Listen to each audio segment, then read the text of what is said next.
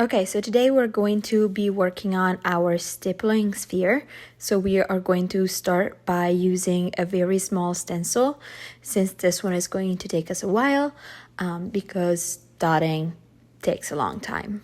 So once we have our sphere, we will start dotting into that circle. So we will decide which one is going to be our darker area, and we are going to put many dots in that area.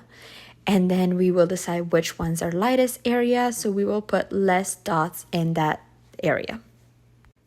When we're working on the dots, we need to make sure that we are creating a gradient, so going from very dark to lighter, and not just creating different strips of value throughout our sphere.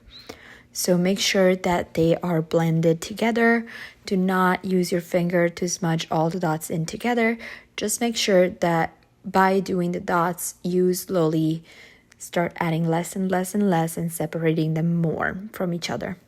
Once we're done with our sphere, it should look something very nicely blended and nice and uniform, similar to this. So then we will add our title that is going to be stippling.